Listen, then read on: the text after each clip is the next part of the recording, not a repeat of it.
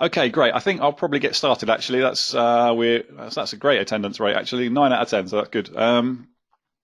Well, good morning, everyone. Thank you so much for joining me for this session. It's really nice to see all these familiar names again. This is specifically a session for our obviously long-term distributors, Zen Software, so UK specific and Zen Software partners. Looks like we've got a right mix of people in terms of what email platforms and things you use: 365, Exchange, MDemon, bit of a mix there. So I'll try and keep that in mind as I go through. I hope you'll find this a good use of your time. It should be useful if you've used MailStore in the past.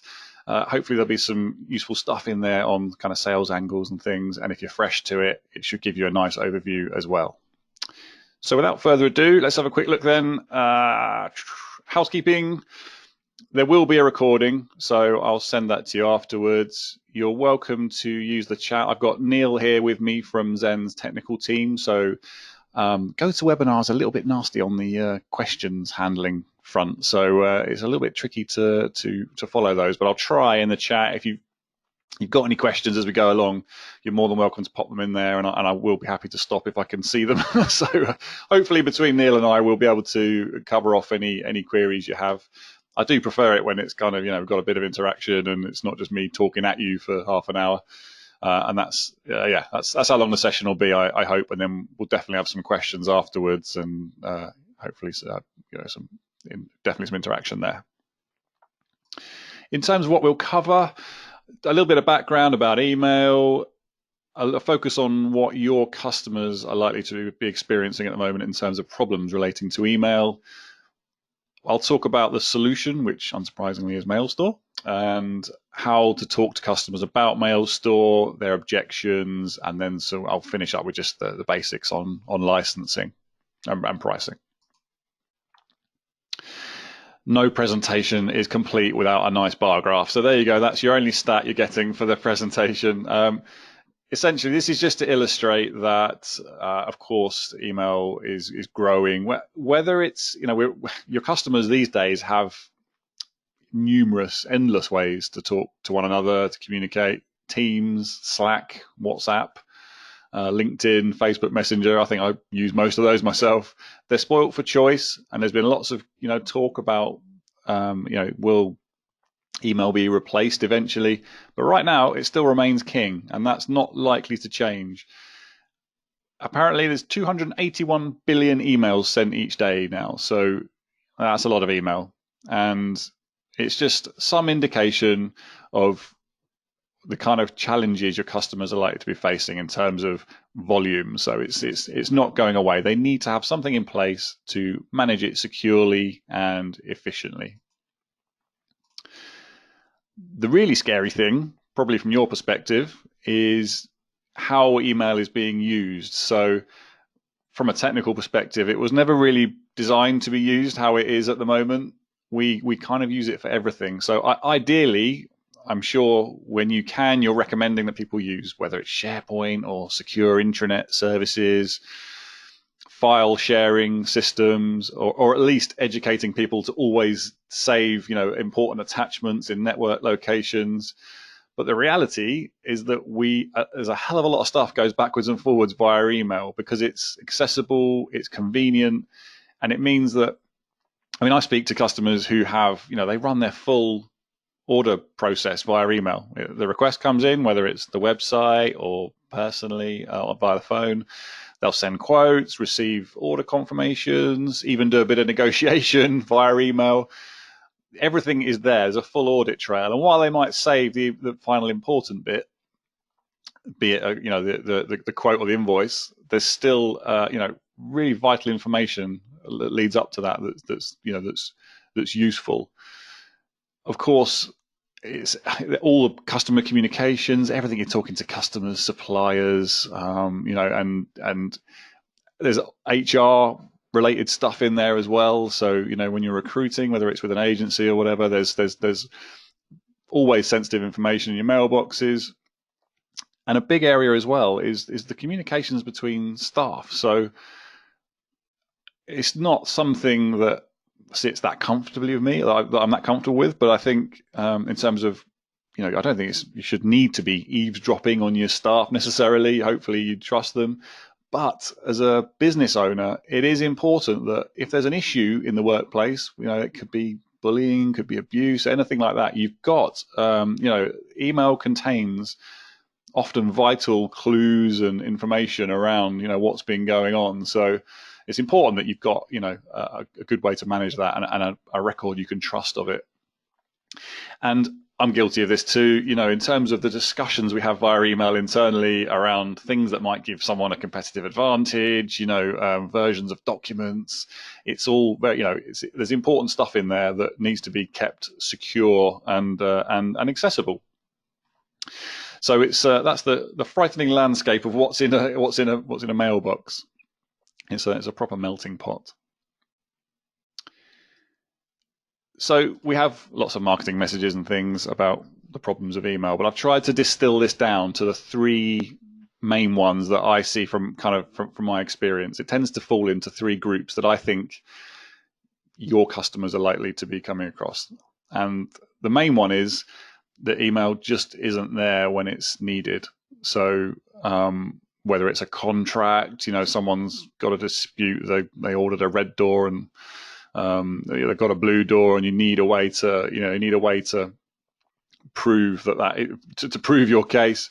Whether it's that may not be there because of I call it a fat thumbers, accidental deletion.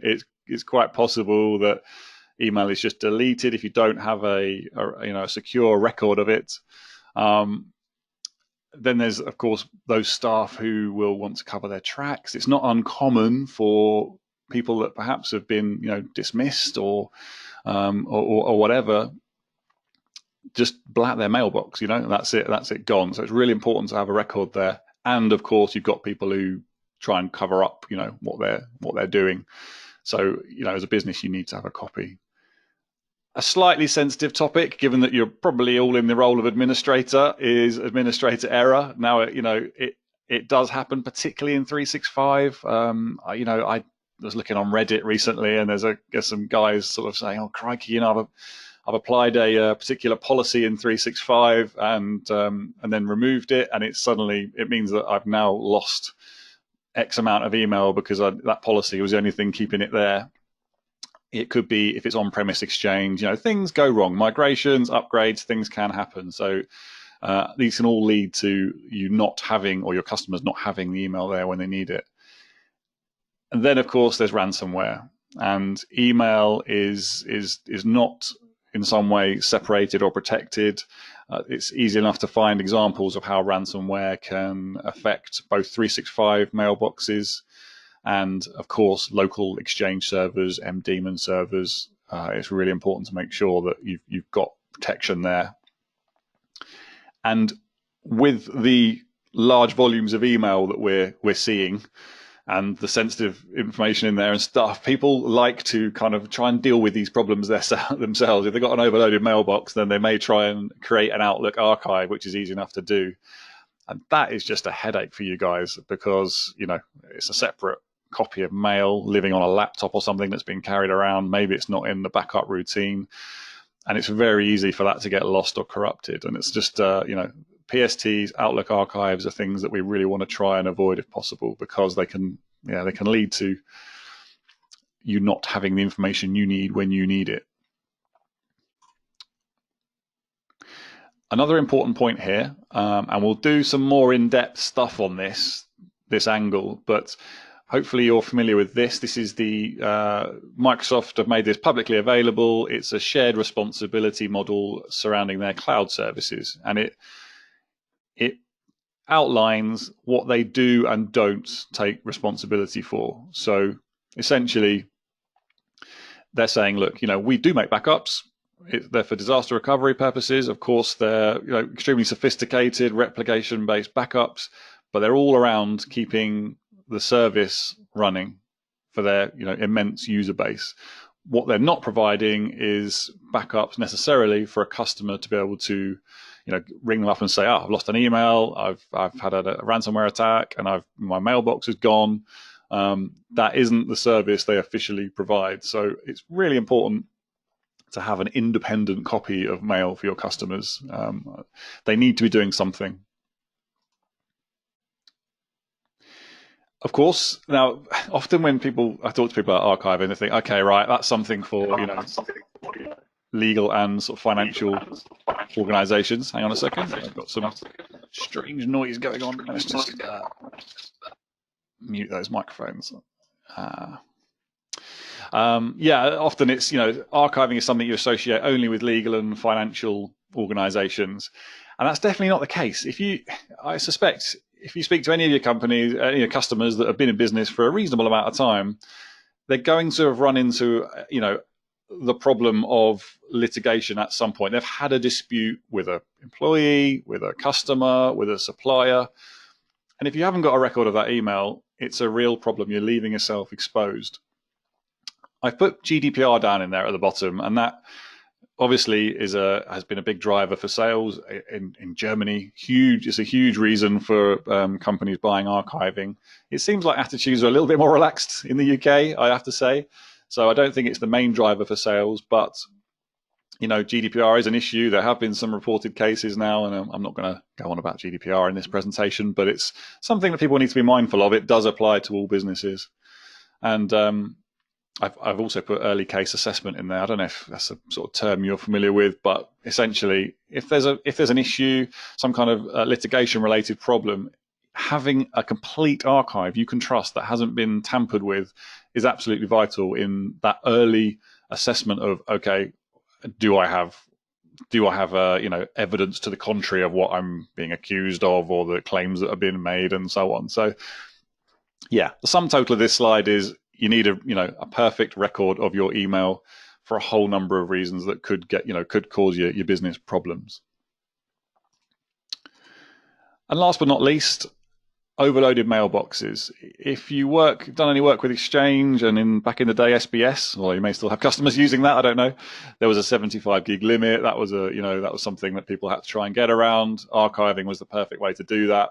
But it still applies. People with Office 365, you've got this generous 50 gig allowance, and I think some customers, particularly I have to say senior management, often like to just use every last kilobyte of that allocation by keeping email hoarding, effectively keeping email they don't really need, but just in case, and in umpteen folders and so on. And overloaded mailboxes cause poor Outlook performance, poor mobile experiences, searches can be sluggish, and if you're using on-premise hardware, then of course it can lead to you having to upgrade your hardware to cope with the burden that you're seeing. And ultimately, it does impact on productivity. If everyone is taking far longer than they should do trying to find email, waiting for Outlook to load in the morning, then that does definitely have an impact on their productivity and kind of the bottom line. So the solution, yes, you will be shocked and stunned. We believe it's MailStore. Just an overview, MailStore is a software application. There is a multi-tenant version, which I'm happy to talk about at the end if anyone's interested. But today we're talking about the on-premise software solution for Windows servers. You can install it on a local machine. You can put it in AWS or Azure or something if that suits your service kind of portfolio. We're specialists in email archiving only. So when we're talking about 365 and protection, we recommend that you use it in conjunction with a backup of Teams, SharePoint, all that kind of stuff. We specialize on doing email archiving really well, and with that in mind, the support overhead is, in terms of technical support, is really low. I think hopefully the Zen guys can testify to that. It just does exactly what it's supposed to. Low maintenance, and because it's a perpetual product, the renewals in year 2, of course, are significantly less than the upfront cost.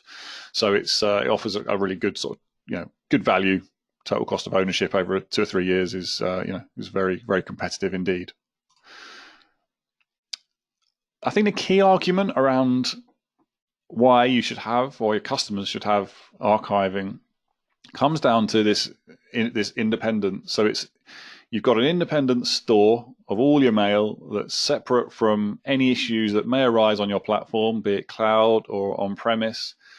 You can bring in everything. So whether it's Exchange, whether it's obviously 365, G Suite, you can import any PSTs lying around. If you've also got companies that have got legacy mail systems, or we came across all sorts of combinations with resellers, having separate IMAP and POP accounts. MailStore supports them all, and of course, it also lets you export, so you're not tied to MailStore. It's very open in that sense. You can export in native formats.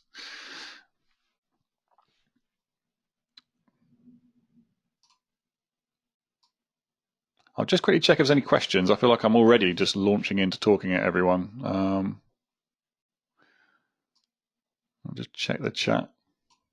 Just shout if you've got any questions at any stage about what we've covered so far, and I'll try and remember to pause. So just looking at MailStore then, this is the view that most of your customers are going to see. So this is the Outlook add-in. There is a web version and there is a desktop client and a mobile version. Well, the mobile is actually just it's a responsive web view, so it just resizes and gives you your burger menu and presents it nicely on a mobile. But this is MailStore's Outlook add-in. So you can see it's added an extra item on the ribbon there, and you can search using that quick search. So just put an item in there, a keyword, and it will search obviously subjects, message bodies, attachments, which is quite useful. It indexes all the common Office attachment types. But the main thing really is when you're talking to customers about archiving, there's a couple of things that sort of, I call them objections, I suppose. The first one is, how's this going to affect how I do my daily business? Do I have to learn a new system? And the other one is, so do I have to search in two different places for my mail? And people don't really like to have to think separately about, where their mail might be. And this is a familiar environment to work with. So it pretty much, you never have to leave Outlook. You can see there, it's got a full HTML preview. You can, when you perform a search, the results come back as they would normally in Outlook. And you've also got the browse function. So I'll just, in fact, you can see there, if you click browse on the top bar, that gives you a folder tree, which you can then, it'll mirror your folder structure. You have to have MailStore set up in a particular way to do that. But you can get still got the option to browse folders. So if you've got people that don't want to let go of those hundreds of folders, then they don't necessarily have to. But the key selling point is that whether an email came in a couple of minutes ago, whether it was 10 years ago, you put a search term in there and you get the full record back. And I have to say that is absolute gold. I'm using at MailStore, we're using Exchange 2010, and I absolutely need MailStore to find stuff. I know I would say that, but without it, I really am stuck. So just to quickly get full records of conversations, just to quickly understand what are the conversations I've been having with particular customers and stuff. It really is invaluable. There's also you can see here, this is the more advanced view. So as you'd expect, it's just it lets you filter some options. Another nice selling point of MailStore, and this happens a lot in construction companies, they tend to work in sort of both sort of project folders, but in teams. So multiple staff members want to see one another's email, and this MailStore has an underlying permission system which lets you allocate permissions to one another's mailboxes or to a dedicated public folder. So when you perform a search, and this is great for sales managers too, actually, if you're managing a team, when you perform a search, it straight away searches across all of the members that you've got access to. So that's really is useful in terms of saving time. And if you're the business owner, you can see everything. You can see every. You can respond to they call it e-discovery. If someone says, I need to know everything you've communicated with this customer about, they can very quickly perform a search. There you go. There's your results, and export it to a common format. So Neil's probably going to laugh at this because this is the super simplistic view of how MailStore works, but this is how I talk to customers about it and how I like to explain it. There's three main stages. The first one is getting all that old email in. So you'll have years worth of email in mailboxes. It may be lying around in PST files. So you'll import all the existing email into MailStore. I missed one step. Prior to that, you need to set up some users. So it has to synchronize with Active Directory, or you can use impersonation rights with Office 365 to set up your users that way and to automatically manage them.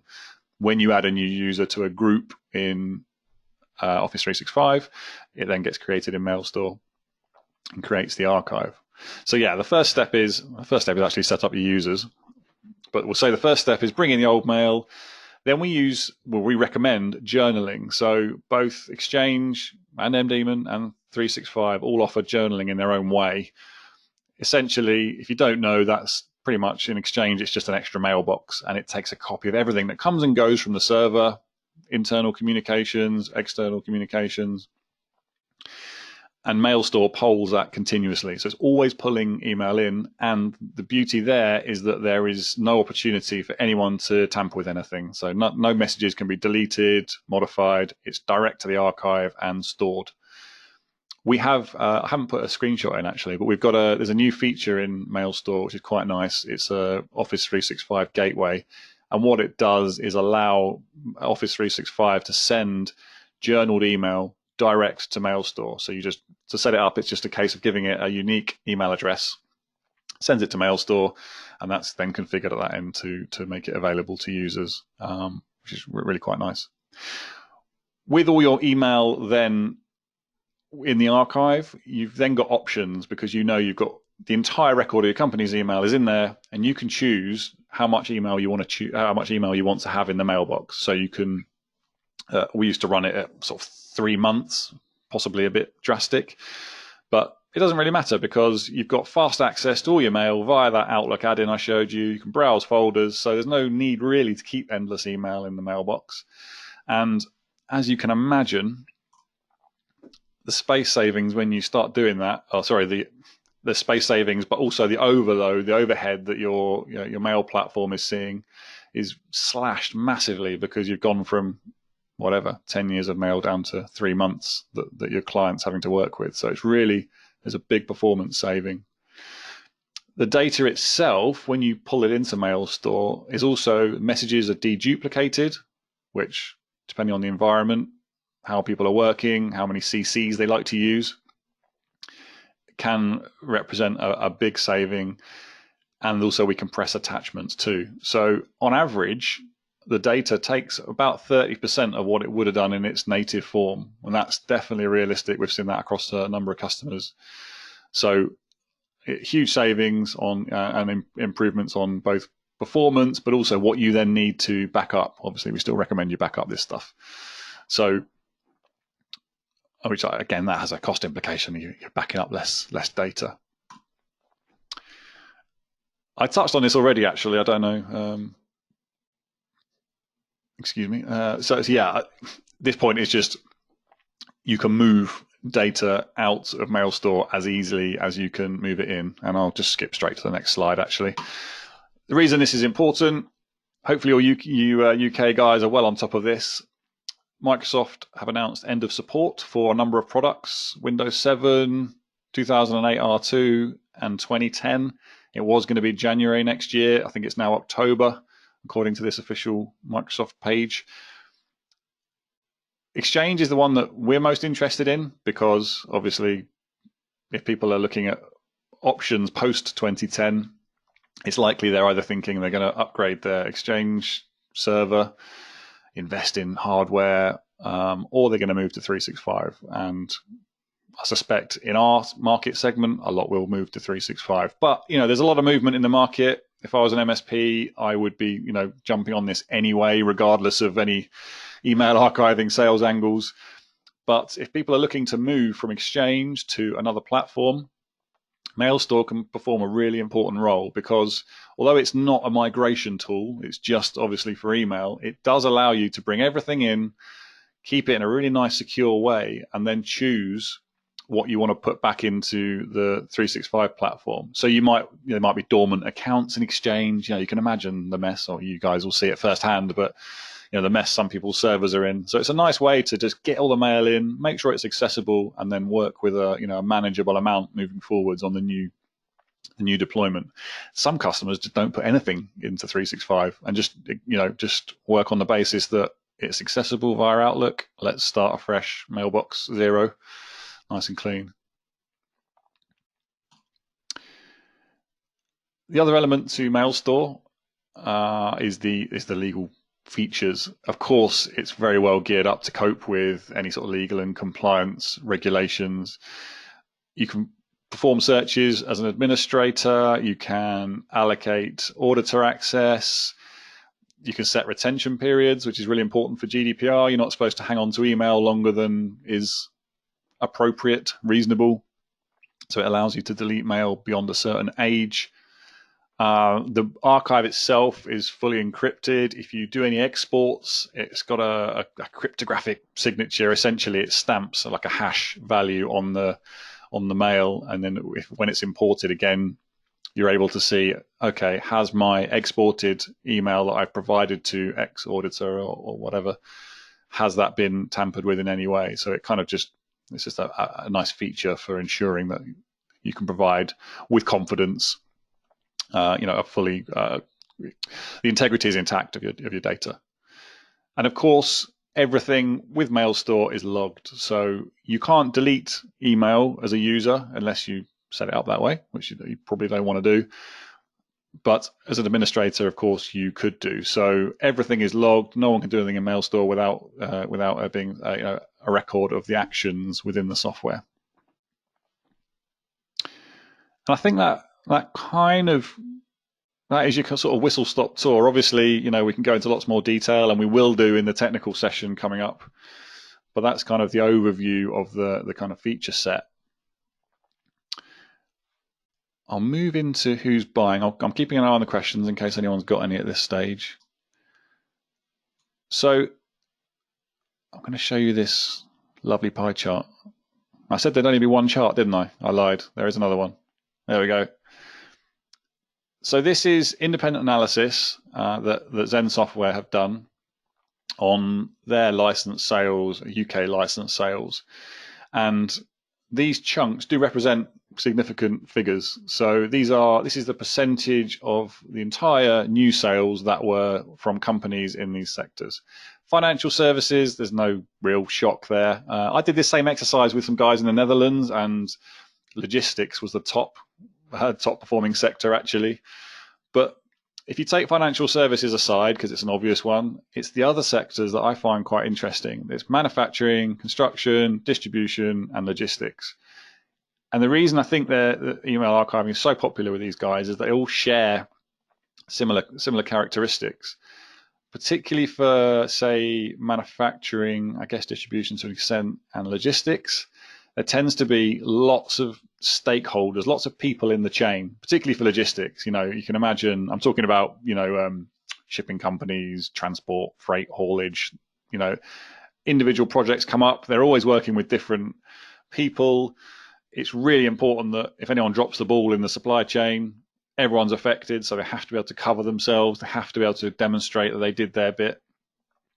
IoT is rife. There's devices galore in logistics. Everyone's got their own systems and ways of communicating, but email remains, one of the typical sort of safe, dependent bets that everyone is, ultimately still using. So having a good solution in place is important. Manufacturing, that's manufacturing across all different, we've got people who manufacture pipes and engineering, hardware, soft toys, manufacturing in general, just as a sector. I think there's a clothing manufacturer in there as well. Again, working with lots of different stakeholders, but also with those guys, there's POs, there's drawings going backwards and forwards. They tend to CC a lot, and that's the same in construction actually. They send a drawing, then there's a revision of a drawing, and then there's a revision of a revision, and then there's everyone on the CC, and you can imagine it just clogs up the mailbox very quickly. So it's I think overloaded mailboxes are quite a big driver there. Also in construction, of course, there are some regulatory needs. Keeping email for 7 years is important for insurance purposes in the UK, I believe. And yeah, again, distribution falls under those same kind of things. So yeah, similar characteristics. If you're thinking, okay, I've got a load of companies that work in logistics or manufacturing, it's definitely worth getting in touch with them. And I'd be more than happy to help do a specific webinar on sort of why these companies use MailStore, if that's helpful. That's sort of end user specific. If you want to grab some companies together, or yeah, lots of options around that. But definitely, if this is ringing some bells for you, you've got some customers in these sectors, talk to them about archiving and what they're doing with their email and whether they're coping. Of course, I'm sure you're all proactive and you've all got that covered anyway, but just useful information to keep in mind. All right, let's do some objection handling. So we're too small for archiving. We don't need it. I think I've kind of covered that off really in what I've said so far, but every company can find themselves in problems. Every company needs to be productive. There are very few companies that can afford to lose data, whether it's relating to orders, HR, all that stuff that I talked about earlier in terms of mailboxes. If they can afford to lose that information and it won't have any impact on the business, and that is the case for some, then fine. Then it may well not be for them, but that's very seldom in my experience. In terms of costs, MailStore's pretty cost effective in terms of the pricing, but the implications for costs on a business, we're not talking massive money here for an archiving solution. Potentially, if there's litigation, legal proceedings, any number of different ways that a business can be exposed and end up with financial penalties, lost orders. If there's been a dispute over a particular order or RFP or whatever. So yeah, definitely in terms of costs, there are a number of ways that losing email can cost you, and it's important to point those out if someone's saying, it sounds a bit expensive for that particular piece of software. Integrated archiving features. MDemon has one. I think they tend to be of a typical nature, really. I think when you've got an email server that has an integrated archiving feature, it tends to be fairly rudimentary. Put a copy of everything in this location, and then you can kind of search it. That doesn't really help with reducing load. It doesn't make available the email easily to users. If we go down the Office 365 route, of course, there are numerous features in the Compliance Center. I could do a whole session on this, but essentially, if they're using the basic in-place archiving in 365, if you delete email, it's quite possible that isn't necessarily going to be recoverable further down the line.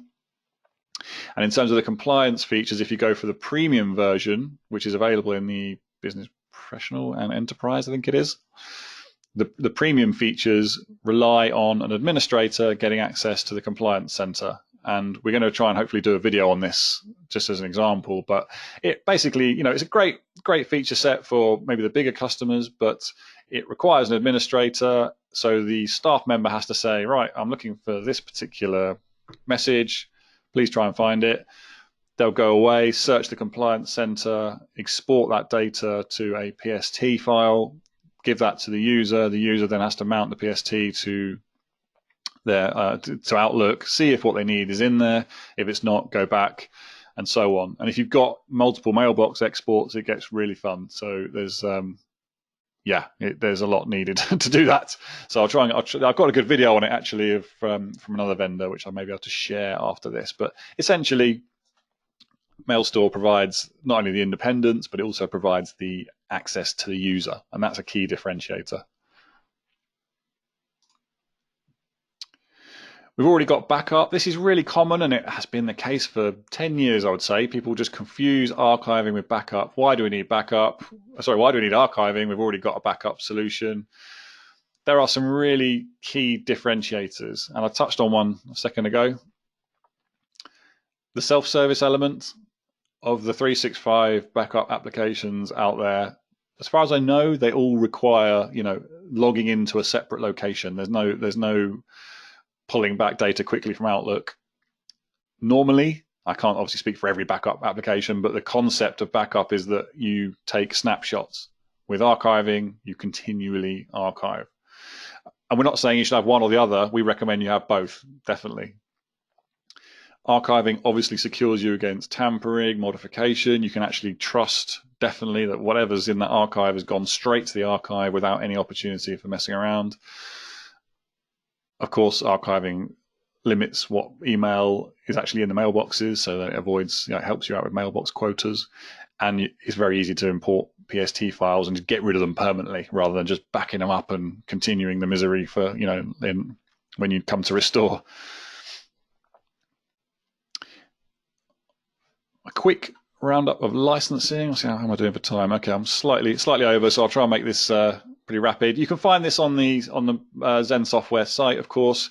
MailStore starts at 5 users, is suitable for up to 500. If you want to add users at a later date, you always have to add a minimum of 5.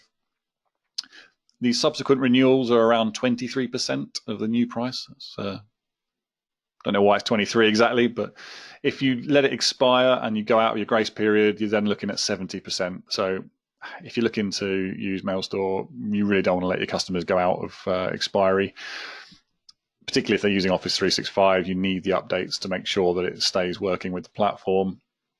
And also you need cover if you want to add users at a later date. So you can't add users to an expired license. So if you're looking at MailStore for a customer, really factor in mind the renewals. As always with Zen Software's products, there are discounts available for charities and schools. It's 20% on MailStore. And we're running a competitive upgrade offer. So if you've got any archiving solutions in place that are giving you a headache or your customers a headache, not quite doing what you'd like them to, there are terms around this. They need to be up to date. So I think the cover needs to be within the last 6 months. But yeah, we offer a 50% discount on new licenses to displace legacy archiving solutions. So keep that in mind. And I'll just summarize. One of the reasons for organising this webinar is that we've just launched a promotion. Well, in fact, no, that's not true. We're launching it on Tuesday. But Zen have been very efficient and done a good heads up here.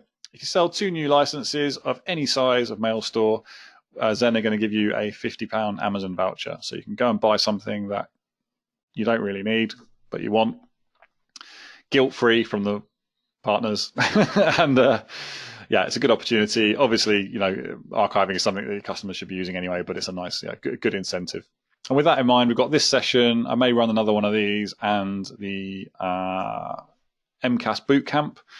So to become MailStore certified, normally you would give you a PDF. You go away and do a bit of homework. We're running a 1-hour session, which is a technical session, which we'd normally reserve only for distributors. It's basically a 1-hour session where we give you everything you need to know to become certified. If you've been thinking about it, then this is definitely one you want to jump on because it's the quickest, easiest way, hopefully the most fun. And that's going to be in a few weeks' time. So jump on that. If you're not using MailStore already, it's brilliant. I use it at home as well. There's a free version, MailStore Home, really useful. There's a 25-user NFR available to all resellers at Zen. Get talking to your customers about Exchange 2010 end of life if you're not already. Look at those sectors that I've identified and talk to us about sales and marketing. If you're thinking, okay, I think there's some opportunities here, not quite sure how to approach it, I'm on hand with materials, with webinars. We can put something together. And yeah, we're happy to talk about in-person meetings, breakfasts, lunches, all that sort of stuff. Happy to come and get involved. So yeah, just talk to us. We're on hand. And that kind of wraps it up. There was one more thing. You can talk to Zen about the Service Provider Edition. I won't go into detail on this now. Essentially, it's a version of MailStore that you can install centrally on a hosted server and provision instances of MailStore for your customers. So you can run it centrally. It's charged per user per month. I'll give you a quick look at the pricing there. Minimum of 50. you need to have, you need to be thinking, I can get 150 users on my on my archiving platform to make this worthwhile. Really, ideally, you want to be already doing some sort of services of some kind, just to make it worthwhile and make it easy for you. You don't want to start with MailStore really necessarily. So yeah, feel free to talk to Zen about that. They can offer that to you, and we'll do a webinar on that later. Thanks a million for being on the session. I really, really appreciate it, and I hope to see some of you in the MCAS bootcamp with a bit of luck. So unless there's anything else, I will bid you farewell.